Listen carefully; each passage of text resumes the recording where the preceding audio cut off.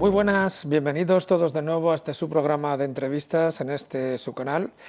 Estamos hoy nuevamente aquí en la calle José Picón, número 7 de Madrid, en el campus universitario de CEDEU, donde vamos a realizar una nueva entrevista. Si es la primera vez que están con nosotros, son ya de los habituales cada día más, gracias a Dios, que siguen este canal, les pido por favor que se suscriban al mismo y den la campanita de notificaciones de tal forma que les llegarán las distintas emisiones sin necesidad de buscarlas.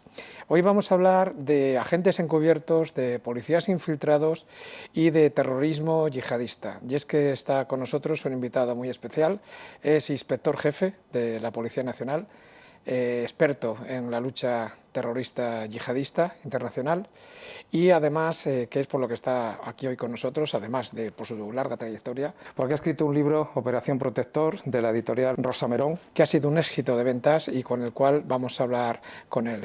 Iñaki San Juan, muchísimas gracias por estar aquí hoy con todos nosotros. Un placer estar aquí con todos vosotros.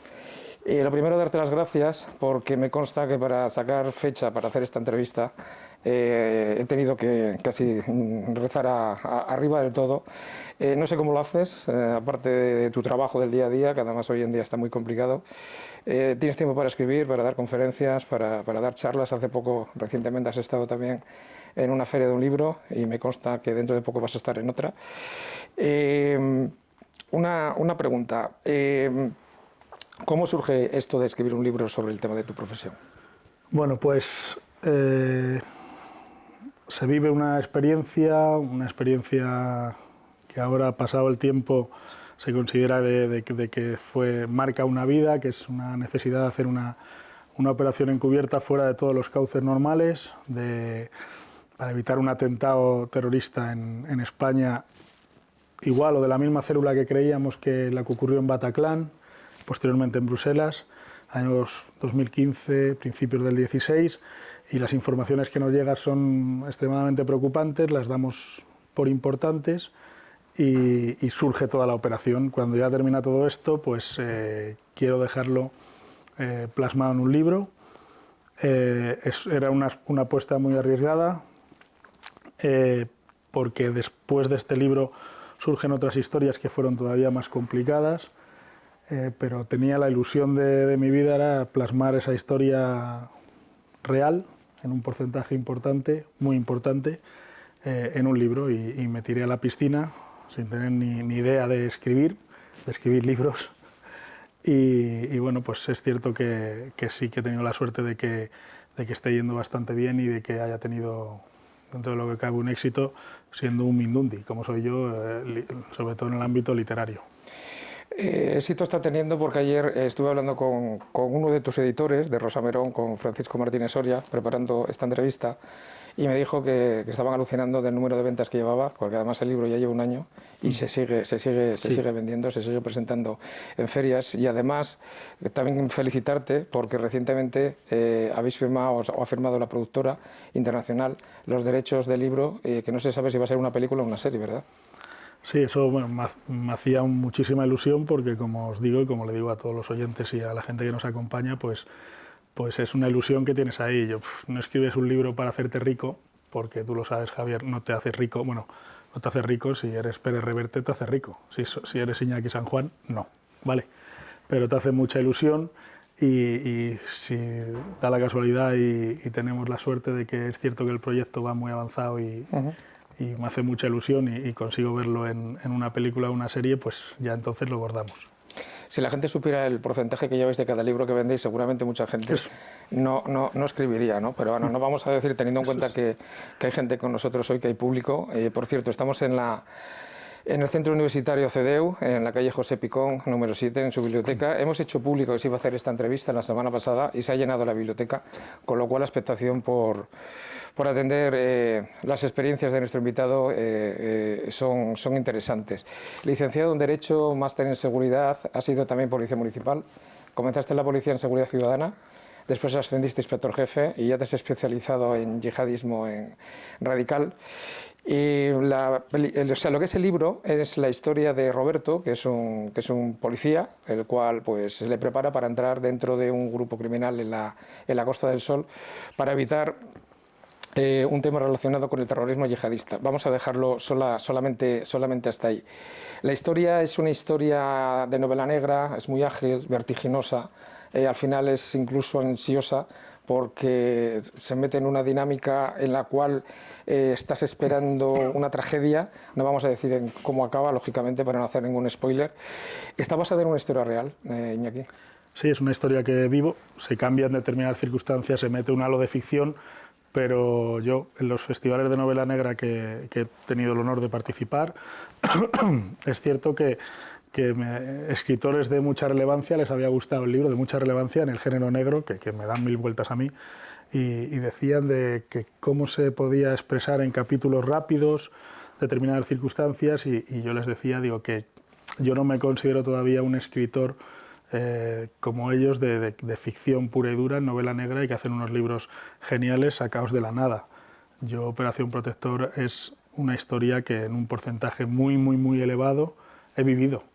He vivido con mi equipo, he vivido con una serie de personas extraordinarias y con las cuales tengo relación. Sigo teniendo relación con el irlandés de la mafia de la Costa del Sol, pues cada vez que bajo allí, que por suerte o por desgracia bajo mucho, por trabajo, sigo teniendo amistad. Él sabe quién soy yo sé quién es él y seguimos teniendo amistad. Pero que cuando vives las cosas te cuesta mucho menos contarlas que si es todo inventado. Si yo tengo que inventar todos los personajes que sean en el libro, inventados totalmente, pues posiblemente algunos se pisarían con otros, las descripciones, tienes que tener... Pero si describes personas que se han cruzado en tu vida y que con las que has compartido en el ámbito criminal o en el ámbito policial, mucho tiempo y muchas circunstancias, pues es mucho más sencillo escribirlo. Del libro solamente luego te voy a hacer una pregunta. Vamos a dejarlo para que la gente lo compre, para que la gente lo lea, porque si no vamos a hacer spoilers y les vamos a fastidiar. Pero las películas, sobre todo las de Estados Unidos, hace mucho daño cuando hablan de temas policiales porque la gente confunde. Entonces, técnicamente, ¿qué diferencia hay entre un agente encubierto y un policía infiltrado?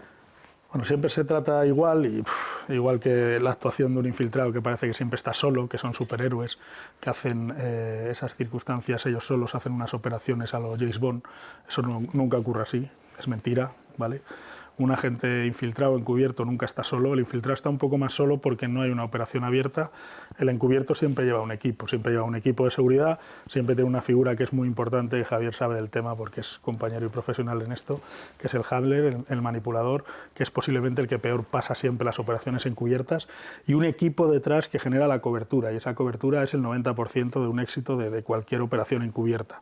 La actuación del agente encubierto es un 10% y todo el equipo y ese trabajo que lleva detrás es el 90%. Dicho esto, el infiltrado ahora está muy de moda, es ese miembro de las fuerzas y cuerpos de seguridad que de forma voluntaria, tanto en un lado como en otro, pone su vida al servicio de captar información y se introduce en un entorno que no lo elige él, que se lo marcan, que se lo marca puede ser por la seguridad nacional o puede ser porque sea interesante para futuras operaciones. Pero ese infiltrado no está judicializado, es decir, no hay ni un control judicial ni un control fiscal, de manera que no puede cometer delitos, no puede vulnerar determinados derechos y sobre todo, que es ese limbo en el que se la juega, su información solo puede ser captada y utilizada para efectos de inteligencia. ¿Qué es la inteligencia? Pues la inteligencia es para generar esa serie de información necesaria en las fuerzas y cuerpos de seguridad, sobre todo en el ámbito de la lucha antiterrorista, a la que me dedico yo, o de los servicios de seguridad del Estado, para poder posteriormente hacer la información operativa y poder trabajarla. El agente encubierto en contra ya hay una autorización judicial o fiscal que la autoriza para actuar como agente encubierto en una operación concreta, puede llegar a cometer delitos. Roberto, el protagonista y lo sé de muy buena tinta, de Operación Protector, comete delitos para aburrir, porque está todo el día con mafias y con criminales y por lo tanto su trabajo ahí consiste en cometer delitos, pero sí que es cierto que está judicializado y por lo tanto tiene un control y tiene una protección, y esa es la figura posiblemente a efectos de investigación más importante que tenemos, más buena que tienen las fuerzas y cuerpos de seguridad, pero más complicada por determinadas legislaciones duras que tenemos en nuestro país.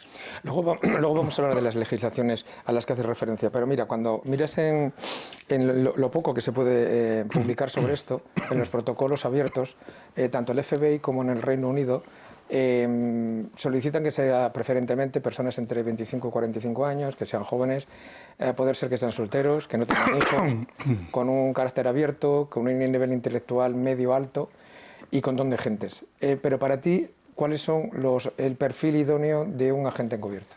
Bueno, con esa descripción que dices, si además su padre es narcotraficante, tiene un barco ya que lo pone al servicio de la policía y un jet privado para movernos, ya sería el agente encubierto perfecto. Pero no, eso es lo que no es así, y lo sabes bien, Javier. Es decir, agente encubierto o a trabajar como infiltrado, sobre todo yo hablo de agente encubierto, cualquier miembro de las fuerzas y cuerpos de seguridad que cumpla un determinado objetivo en un determinado momento concreto. Quiere decir, la formación, las pruebas que se dicen en el libro son para ese agente encubierto concreto en ese momento, teniendo en cuenta su personalidad y teniendo en cuenta el entorno criminal en el que va a entrar. Menor de 45 años. ¿Por qué se suele decir eso? Porque mayor de 45 años es complicado que una persona quiera entrar como agente encubierto. Yo ahora dirijo en Madrid la sección operativa de terrorismo yihadista.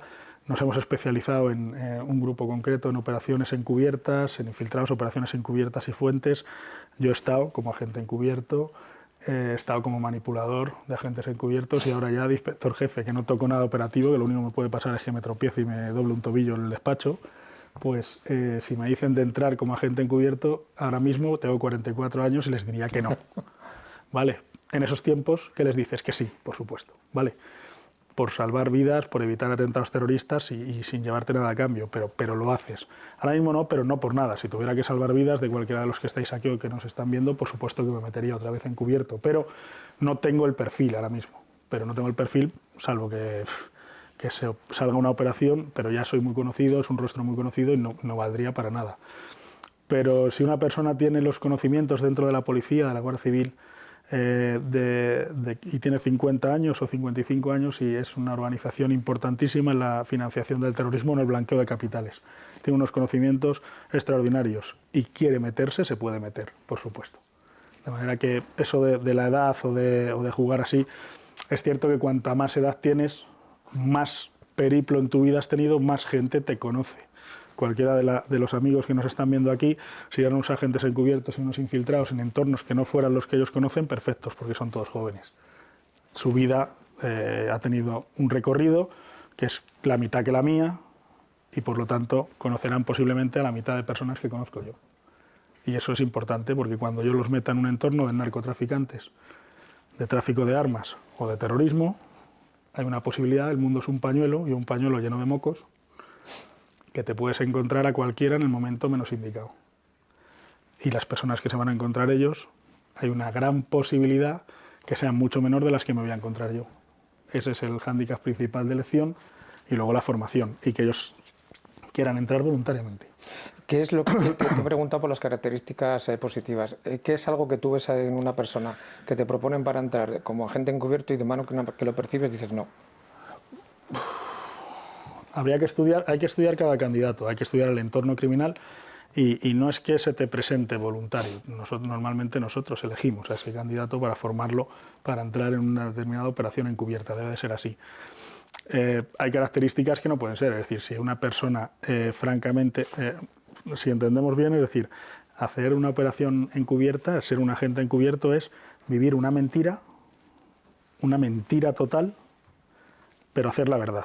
Entonces tienes que tener unas capacidades físicas, se hacen las pruebas que ves ahí tan duras, con el geo y demás, para el tema de aguante. Pero las principales pruebas son las psicológicas, de adaptación. Un agente encubierto le varía la vida prácticamente al minuto y no sabes lo que te puede pasar y vives en una incertidumbre general. Eso es jodidísimo. Y aparte de ser muy difícil eso, el agente encubierto debe de saber adaptarse.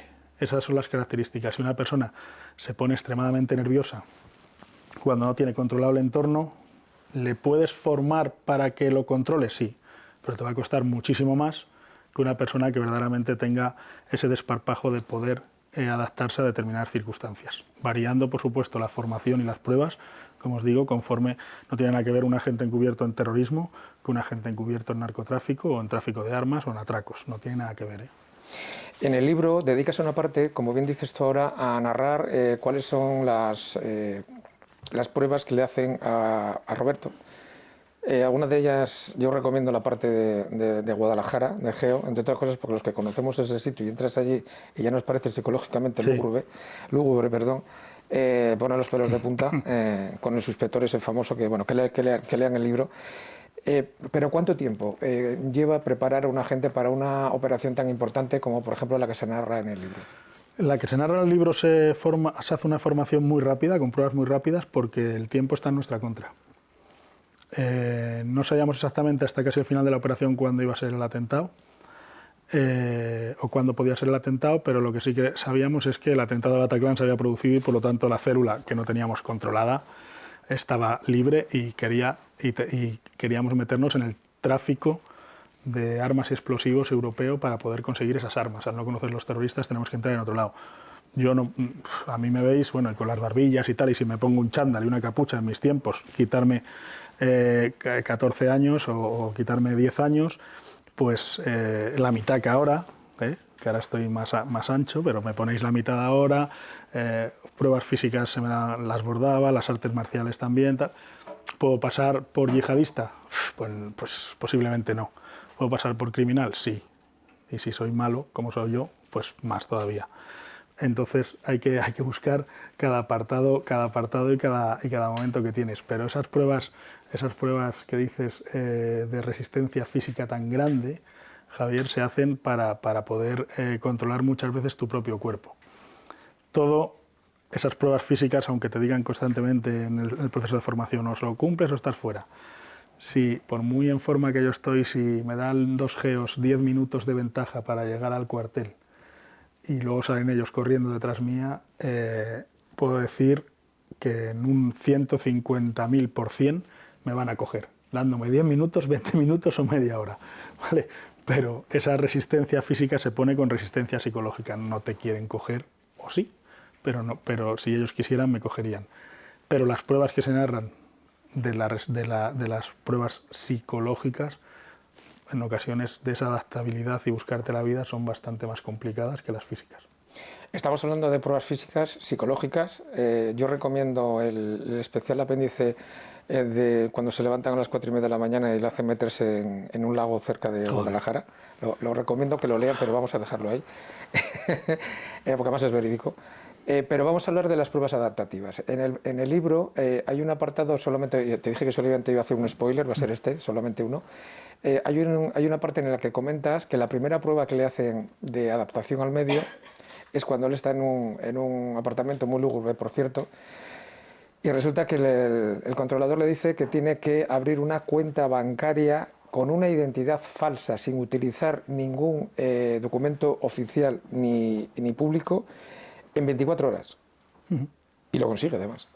¿Son tan duras esas pruebas? Esa prueba se te mete la presión de decir, si no estás fuera, lo hacen no solo para agentes encubiertos, servicios de inteligencia lo hacen muy parecidas, y es extremadamente complicado porque sin documentación no somos nadie, eso lo sabemos todos, y nadie confía en ti por lo general, y menos si no llevas documentación.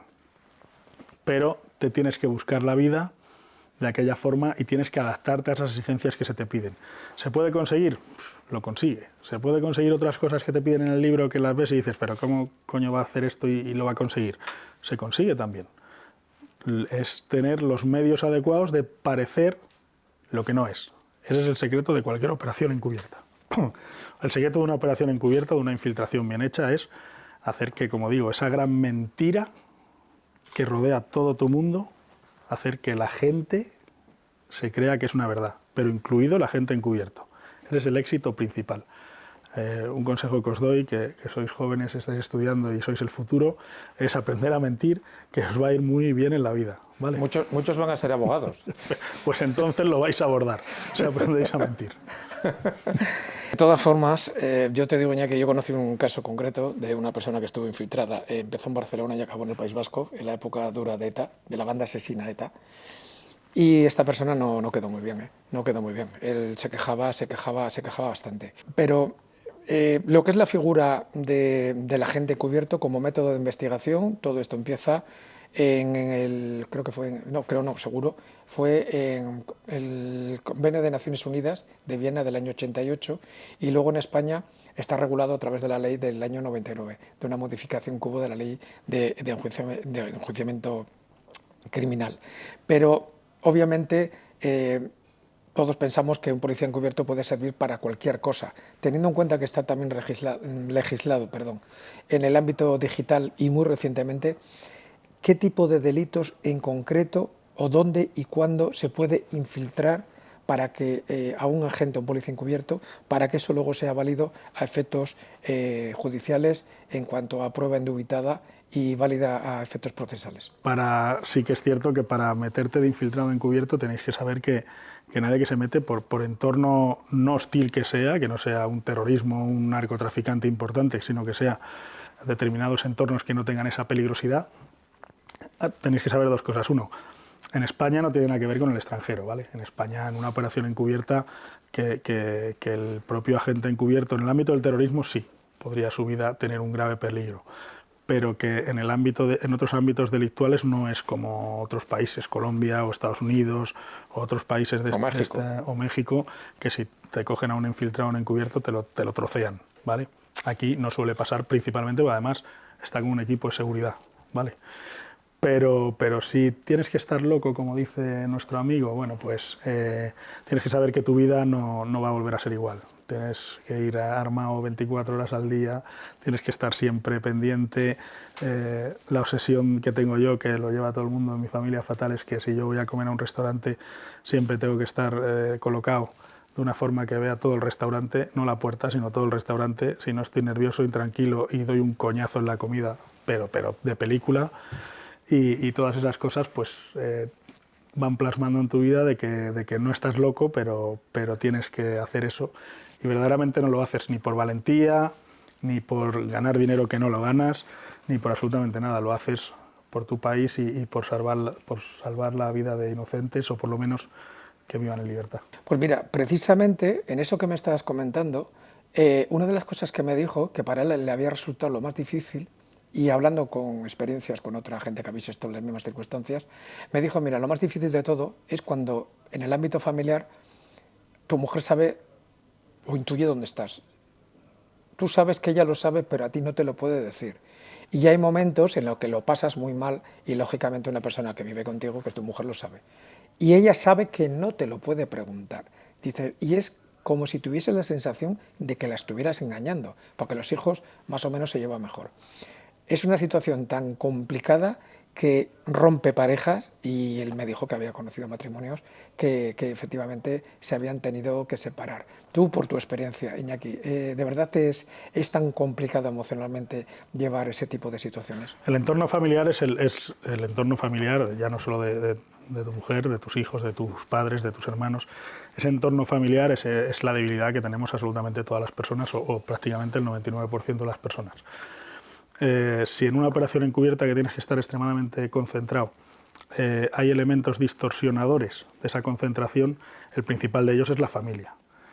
Por lo tanto, al agente encubierto, dependiendo de la duración de esa operación encubierta, se le puede tener más o menos aislado, pero sacarlo en seguridad para que vea a su familia, pero en los momentos claves de la operación hay que aislarlo totalmente.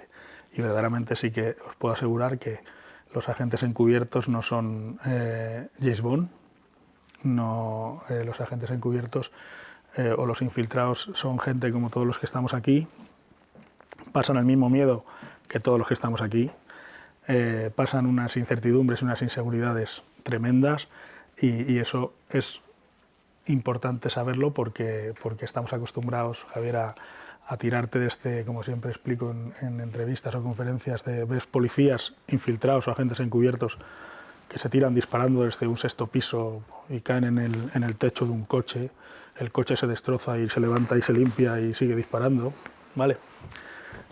Ningún infiltrado, agente encubierto, ni ninguno de los que estamos aquí, que tenemos un poco de cabeza, nos vamos a tirar disparando desde un sexto piso, ni desde un cuarto, ni desde un segundo, ¿vale? Si alguno lo piensa, que hable conmigo a la salida que le diré que nunca lo haga, ¿vale? Porque se va a dar una hostia descomunal, ¿vale? Y menos disparando, ¿vale? Por lo tanto, que bajas por las escaleras y ya corres o no corres, pero bájate por las escaleras. Esa es la realidad de lo que pasa en una operación encubierta. Pues en el ámbito familiar pasa de que hay problemas, hay circunstancias que se pasan mejor o peor dentro de la familia y hay circunstancias que te distorsionan lo que tú estás viviendo en tu vida paralela, que es la que tiene que ser la principal en ese momento. Por lo tanto, a la gente encubierta en los momentos específicos de operaciones, en los momentos claves, se les trae y se la aísla de su familia y es muy duro. Para preparar esta entrevista, el otro día estuve con un ex agente del CNI y que, por cierto, te conoce, y tú a él creo, de hecho le conoces, y le pregunté, digo, pero vamos a ver, para enfrentarse, o sea, para introduciros, él también estuvo como agente cubierto en alguna operación y además en dos en el extranjero, una de ellas en África. Y yo le preguntaba, para vosotros, o sea, para cuando optáis, o bien vosotros mismos, o al final aceptáis que haya gente introducirla en ese mundo tan peligroso, se supone tenéis que ser gente muy equilibrada. Y me dijo, no, que va, Javier, al contrario, ¿cómo que equilibrado? Hay que estar muy desequilibrado, vamos. Es que nadie en su sano juicio es capaz de aceptar este tipo de operaciones tan arriesgadas en las que te juegas la vida sin ninguna duda. ¿Es tan duro, Iñaki? ¿Merece la pena? Pues en el ámbito del terrorismo, por ejemplo, merece la pena que ningún ciudadano inocente pierda la vida. Creo que si preguntaran si pondrías tu vida en juego porque no hubiera un acto terrorista de terror, que cualquier persona perdiera la vida por el hecho de ser de un atentado terrorista, podría decir que todos los compañeros de policía, de Guardia Civil, tú eres compañero igual, y lo vas a decir igual, del Centro Nacional de Inteligencia o de las policías locales autonómicas, pondrían su vida para que cualquier persona no falleciera en un acto de terrorismo. Estoy completamente seguro que sería el 100% de todas las fuerzas y cuerpos de seguridad y de nuestro servicio de inteligencia. Eso seguro. Se habla mucho, lógicamente, del agente infiltrado y del policía infiltrado, pero se habla muy poco, y yo creo, y ahora nos lo vas a aclarar tú, que hay otra figura dentro de este mundo del espionaje de personas, como método de investigación, que es la persona, el controlador, se habla en el ámbito policial, y el manipulador, que se habla en los servicios de inteligencia. Es tan importante que muchas veces la vida del que está dentro depende de él, porque una de las cosas que a lo mejor se sabe poco es que los que estáis dentro, como bien tú sabes, nadie mejor que tú, no se os da toda la información cuando estáis dentro, entre otras cosas porque no se puede dar. Pero esa responsabilidad que tiene esa persona de 24 horas saber que un error puede costar la vida de otra persona, que además es su agente, es su superior, es su responsabilidad. ¿Qué características tiene que tener esta persona, además de tener que haber un mínimo feeling o una mínima simbiosis psicológica, emocional, de entendimiento claro, con una persona que sabes que tu vida está en sus manos, y si es al revés, tú sabes que la vida de la otra persona está en sus manos? ¿Qué características, además me imagino de muchísima experiencia, lógicamente, y de un número mínimo de años, qué características esenciales tiene estas personas, o bien el manipulador o bien el controlador? Bueno, pues tienes que tener, como has dicho, una simbiosis con ese infiltrado, con esa gente encubierta que tienes. Es casi tu familia, prácticamente, ¿no? Y en el libro se ve claramente, le ocasiona hasta problemas de salud, porque tiene que haber no solo esa simbiosis, esa cercanía con él, sino saber que tu ámbito de protección es ese agente encubierto. Su vida depende en muchas ocasiones de ti, pero a la vez le frenas la presión que recibes de los jefes. Tú lo sabes muy bien, que hay presiones, pues, sí. en una posibilidad de una operación encubierta para evitar un atentado terrorista. Imaginaros las presiones que pueda haber, pero igual en el narcotráfico, igual en el tráfico de armas, es decir, hay presiones porque las cosas salgan bien, no por tal, sino porque las cosas salgan bien. Y es cierto que el manipulador frena esa presión, tiene los contactos directos con los grupos de investigación que no conocen al agente encubierto en la mayor parte de los casos, ni tienen contacto con él, y le frena todo eso, le esconde información que el agente encubierto no tiene que saber. Si yo me voy a sentar en una mesa contigo, tengo que saber que me voy a sentar contigo, pero tú te llamas Javier, pero en esa cita te llamas Pedro. A mí no me puede decir el manipulador, no, Pedro es Javier, porque me siento y en un momento de relax te llamo Javier, y la operación al traste. Javier no me va a matar, pero se levanta y me dice, venga, hasta luego, ya nos vemos, y se acabó la operación encubierta. Entonces todo eso unido en toda la operación, en la presión que lleva en ese momento y que la gente encubierto se está jugando la vida en muchas ocasiones, pues es una presión brutal para él, pero enorme.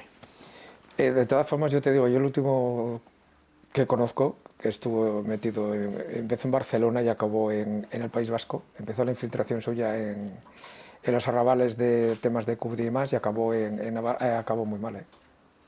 ¿El manipulador?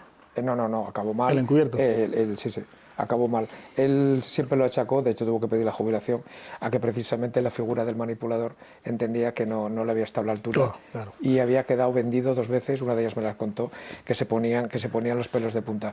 Pero Iñaki, hay mucha gente que no sabe que todo esto de lo que estamos hablando, que insisto, las películas causan una desinformación, valga la redundancia, tremenda. La figura del agente encubierto y del policía infiltrado se crea en la Convención de Naciones Unidas de Viena en el 88, y en España se considera como método de investigación legal a todos los efectos de jurisprudencia en la Ley Orgánica del 99. ¿Vale para cualquier tipo de delitos o hay una serie de delitos muy concretos? Teniendo en cuenta que tenemos aquí gente que estudia Derecho, ¿vale para cualquier tipo de investigación o de delitos o hay unos muy concretos que hay líneas rojas? No, normalmente es para crimen organizado, para organizaciones criminales o grupos terroristas. Se utiliza para eso. Si es para coger determinados delitos que no tienen que ver en esa relación, normalmente no se cogen. Hay excepciones por gravedad. Por ejemplo, si hay un pederasta importante en el ámbito de la red. Sabes que la figura del agente encubierto puede ser el físico, que es el que nosotros trabajamos mucho, y el virtual. Nosotros lo trabajamos los dos, pero hay unidades, las unidades de ciberdelitos, de ciberdelincuencia, pues lo trabajan mucho, nosotros también, porque es cierto que en la Internet oscura ocurre todo, los primeros contactos, pero acabamos siempre, si yo hablo con cualquiera de vosotros mucho tiempo por Internet, al final vais a querer conocerme y me tengo que presentar. Entonces es algo que tenemos que saber. Pero sí es cierto que suele utilizarse la figura del agente encubierto para delitos graves y sobre todo delitos relacionados con con organizaciones criminales, grupos criminales o terroristas. ¿Qué les dices a esa gente que piensan y además están convencidos que la normativa, la legislación vigente en España en materia de agentes encubiertos que no está tan avanzada como en el resto de otros países? Y te pongo 2 ejemplos. Una de las quejas que yo he escuchado es, primero, que la resolución judicial, lo del fiscal, por la cual se autoriza cambiar el nombre ficticio por el real, tiene que estar en el mismo documento.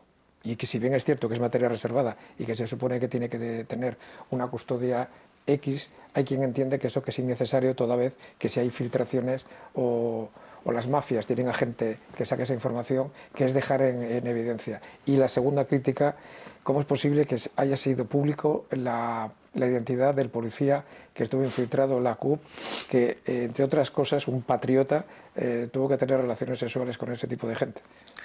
Bueno, respecto a la primera pregunta, la legislación española en agentes encubiertos es extremadamente dura.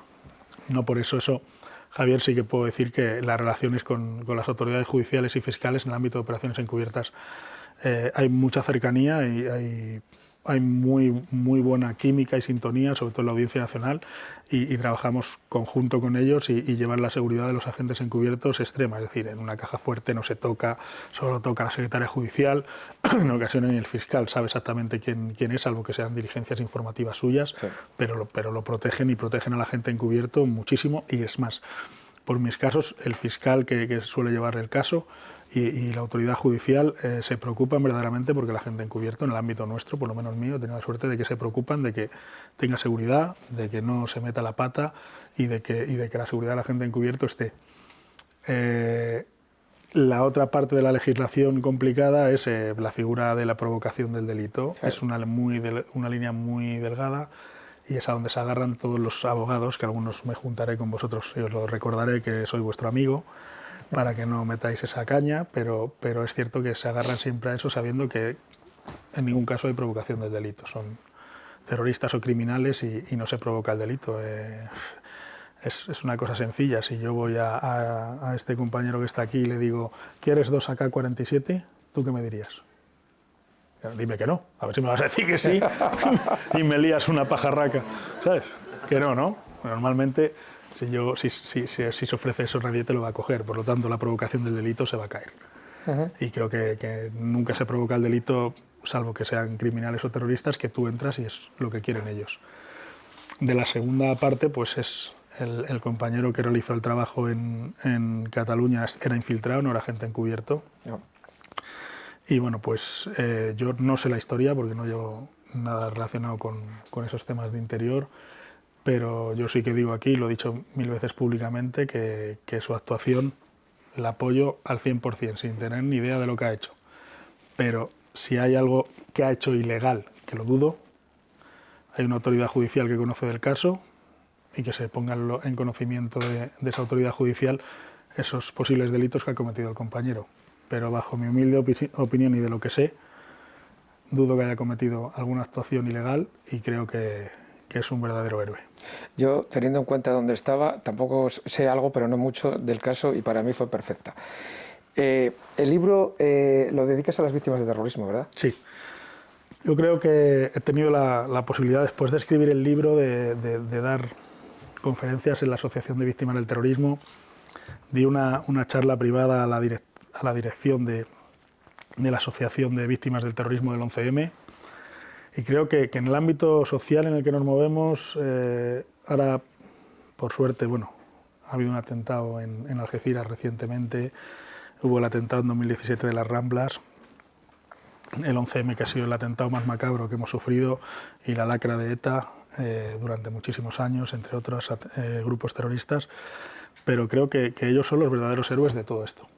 Creo que nunca debemos olvidarlo, que debemos de tenerles un respeto por encima de lo normal, porque sus hijos, sus familiares, sus amigos, etcétera, han perdido la vida por gente que no merece ni estar en este planeta, por un odio exacerbado, por motivos religiosos, por motivos ideológicos, da exactamente igual. El terrorismo es exactamente igual de malo, sea por lo que sea, y creo que las víctimas del terrorismo no solo se merecen ese respeto, sino que creo que tienen que tener un respeto y una protección eternas. Es mi opinión y el libro está dedicado a ellos precisamente porque creo que son los verdaderos héroes de esta democracia. En mis conferencias, en una y otra, tuve el honor, porque es un honor, de coincidir con la madre del único español asesinado por precisamente la célula yihadista de Salana Deslan de Bataclan. Ah, sí. Es una mujer extraordinaria, pero extraordinaria. Tiene una entereza, yo no sé si podría tener esa entereza, y verdaderamente creo que son gente maravillosa. La conferencia que di a esas además me grabaron y casi me pongo a llorar, que yo parece que me como el mundo y luego soy un llorón. Y de sentimental. En eso nos parecemos. Pues de sentimental se me notaba y ha sido la conferencia más difícil que he dado en mi vida, escuchando la Asociación de Víctimas del 11M y yo dándoles, y a mí me trataban como un héroe, gente que ha perdido hijos, que ha perdido madres, por ir a estudiar, por ir a trabajar, por ir a ver a un familiar o por ir a hacer su vida en libertad sin ningún motivo, sin saber quién es Al-Qaeda, sin saber quién es el Daesh, sin saber quién es absolutamente nadie, y pierden a un familiar por ese terror global que ocasionan, y verdaderamente me emocioné en el sentido de que son los verdaderos héroes de la sociedad y debe de ser así siempre. Estamos en malos tiempos ahora mismo para la memoria, la dignidad y el respeto a las víctimas del terrorismo en este país, por desgracia. Pero mira, ya que sacas el tema del terrorismo, vamos a cambiar, si te parece. Vamos a ir a la última parte de la entrevista, dejamos el libro aparte y vamos a empezar con el tema de esta lacra, entre otras cosas, porque bueno, tú ingresas en la policía, de inspector, asciendes a inspector jefe. Actualmente, como has dicho antes, eres jefe de sección operativa de Grupo Internacional de Terrorismo en la Brigada de Información para la gente que nos está viendo y que no entiende mucho, es lucha antiterrorista. Y dentro de ese mundo que es tan complicado, ¿nos puedes explicar para el público, por favor, qué es exactamente terrorismo yihadista? O terrorismo yihadista es la actividad por razones normalmente religiosas, de cumplimiento de lo que ellos denominan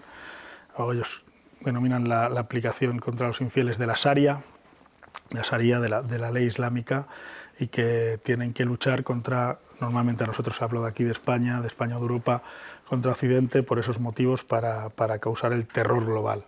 El terrorismo yihadista posiblemente es el terror global más importante que tenemos, y sí que puedo decir que estaba Al-Qaeda y otros grupos terroristas similares, pero aparece el Estado Islámico, ISIS o Daesh, y lo cambia todo porque nos enfrentamos a una forma de hacer terrorismo global que no habíamos visto nunca, estructurados en diferentes aparatos, en un aparato de propaganda brutal, con unos aparatos que podía extenderse por todo Internet, por la red oscura de Internet, por la dark web, y que llegaba a todos los sitios y que radicalizaba personas que no habían tenido contacto prácticamente con nadie del entorno terrorista, y nos vimos en un primer momento, pero ¿cómo puede ser esto? Porque es que además tenían no solo ese aparato de propaganda, es que hacían unos vídeos que no solo eran los buenos, es que eran los buenos en la historia de la humanidad. Entonces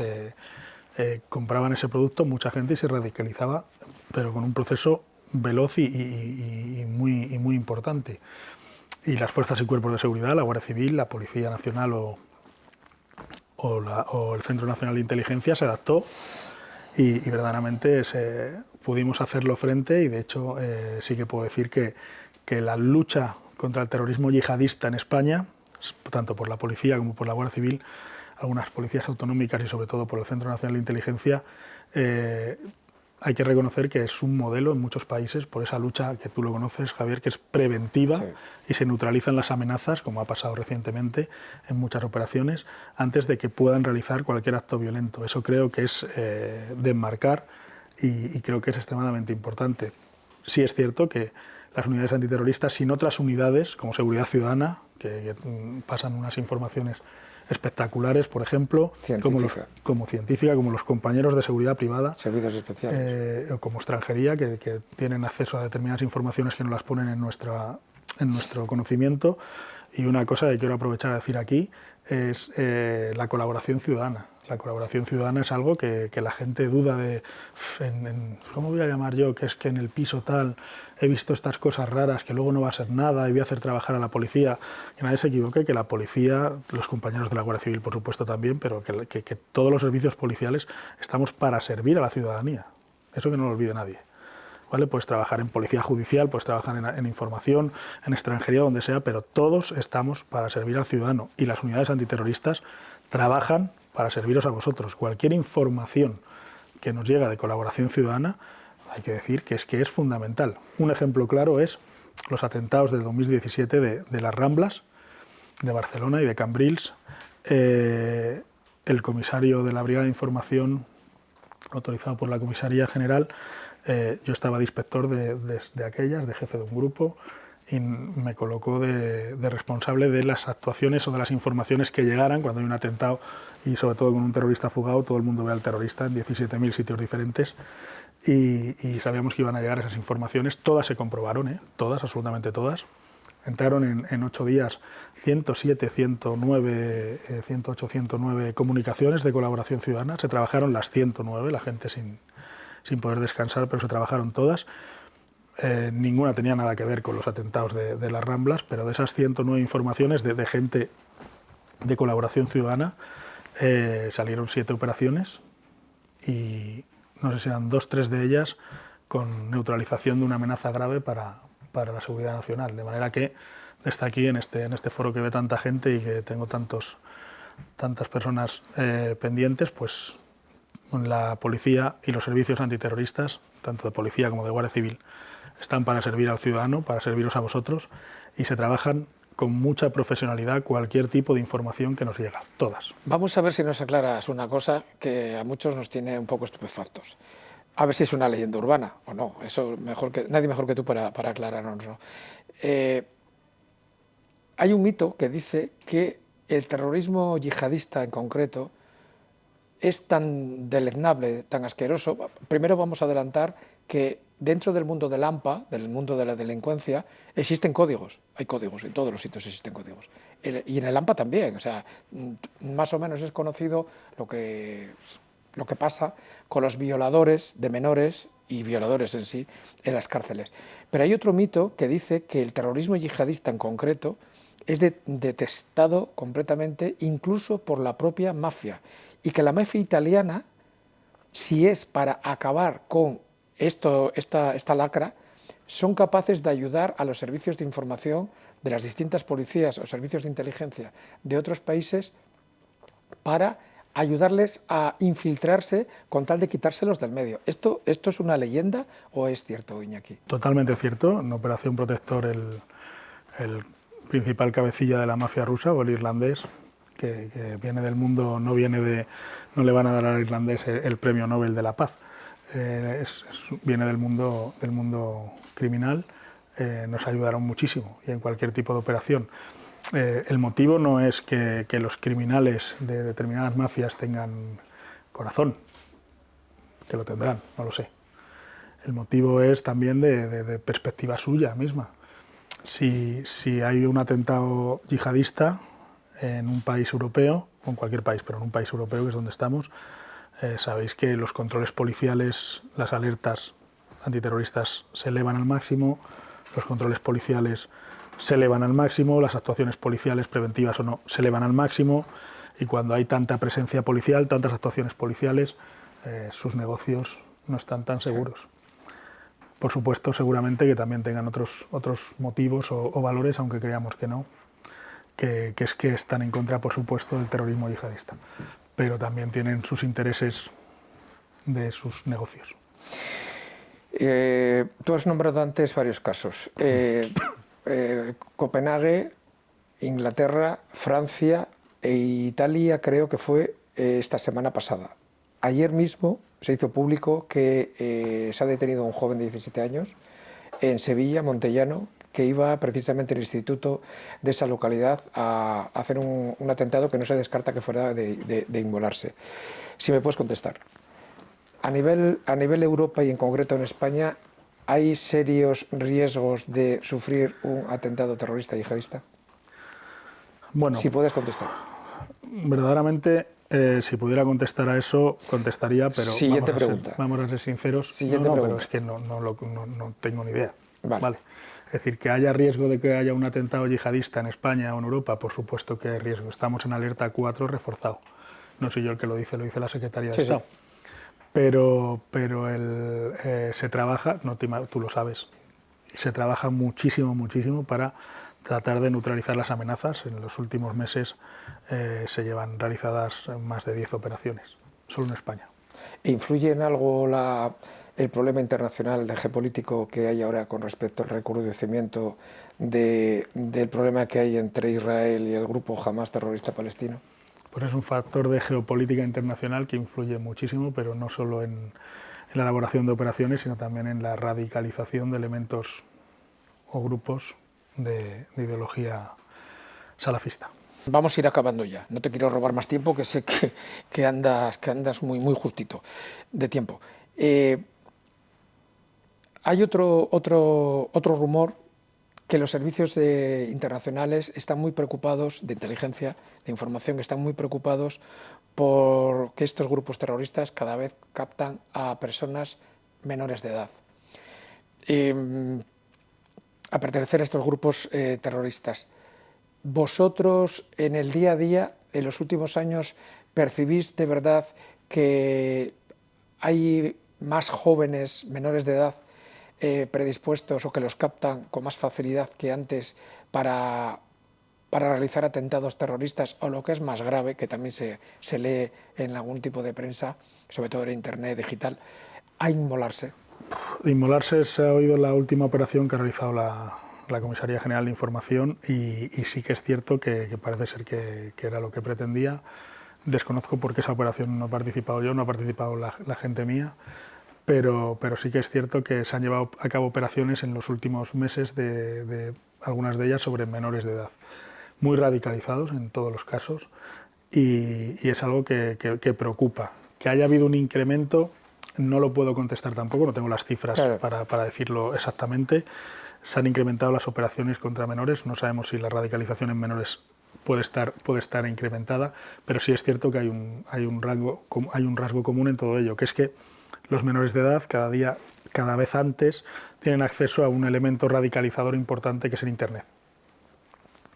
Si tienes acceso a Internet mucho más temprano y mucho acceso a Internet, pues hay un grave riesgo en que caigas en la captación o radicalización de entornos terroristas yihadistas.